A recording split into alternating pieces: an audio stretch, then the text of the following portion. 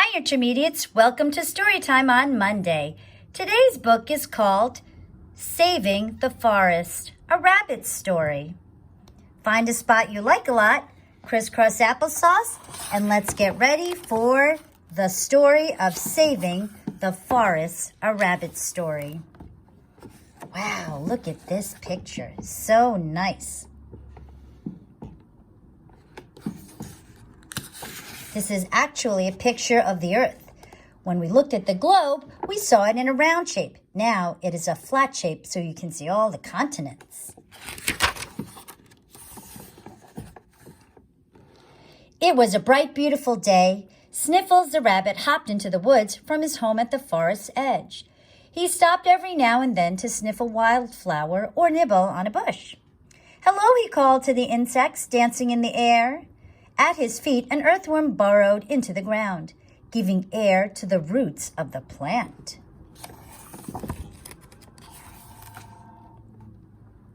It was fun in the woods. Sniffles liked to watch the caterpillars chewing on leaves and the ants busily hunting for food. Up among the trees, the birds were singing. Sniffles watched as they built their nests and feasted on insects. After a while, Sniffles grew thirsty. He hopped down to the pond for a long, cool drink. A gentle rain began to fall. The plants seemed to enjoy their drink too. When the rain stopped, the air smelled fresh and clean. "I think I'll visit the squirrels," said Sniffles. But suddenly, he heard strange noises coming from a clearing near the forest's edge. Sniffles hopped as close to the clearing as he dared to go. From his hiding place, he saw some people having a picnic. He saw they had plastic bags and paper cups. One landed next to Sniffles. The little rabbit tried nibbling on it, but it tasted awful. Then Sniffles saw two children carving their initials on a tree.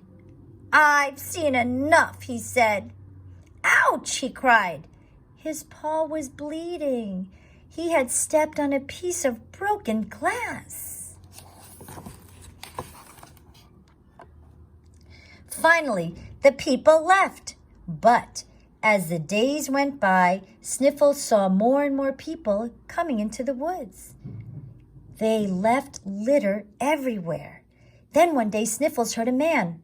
He shouted, "Timber!" And a tree fell. The people were cutting down the trees in the woods. Some of the animals who lived in the forest began moving out. Sniffles sadly watched them go. The doe, the skunk, the squirrels, the birds. And then one terrible day, while Sniffles was in the forest, a man dropped a cigarette in the leaves, and a fire started.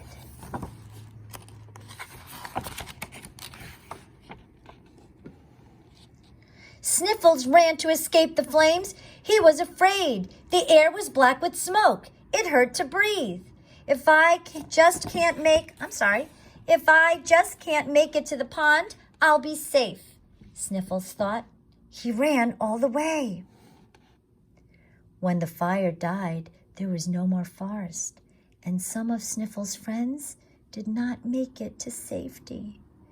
Sniffles hopped among the burnt stumps. The ground was hard under his feet. It began to rain, but the rain couldn't soak into the ground. Sniffles watched it run over the top of the ground, carrying litter, dirt, and ashes into the pond. Sniffles saw some people standing by the edge of what used to be the woods. They looked sad. Sniffles didn't feel sorry for them. "They're the ones that burned the woods. All my friends are gone because of people." Sniffles hopped away, looking for a new home. After many days, he found a field far away from where people lived. He never went back to the place where he grew up, but Sniffles never forgot his home near the woods. He told his children about it, and they told their children and grandchildren. Then, many years later, Sniffles' great-granddaughter, Cuddles, decided to find the home that her great-grandfather had told about. It was a long trip, but after many days, she came to the very place where Sniffles had lived. She looked around at the beautiful trees and clear blue water. Cuddles was surprised. She saw squirrels playing and heard birds singing. "How can this be?" Cuddles had said. "Great-grandfather said all the trees of the forest were dead. He said the animals had left." Just then, Cuddles heard some strange noises. She went to the noises. She hid in the bushes. She saw people.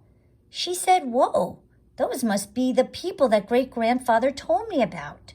She was scared because he told her people were dangerous. But Cuddles was also curious, so she kept watching the people. They dug deep holes, and they carefully put new trees in the hole. These people are not cutting down trees. They're putting up trees, and that's a good thing.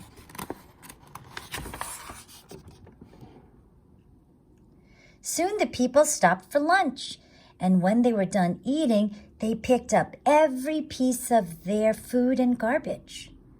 "These people are not like the ones great-grandfather talked about," Cuddles said. "I'm glad. I like these kind of people." Cuddles smiled. "There is room enough for people and animals here," she said. "I think the edge of this forest will make a good home for me and my family."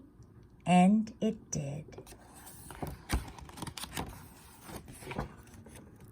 And that was the story of Cuddles. I hope you enjoyed this book.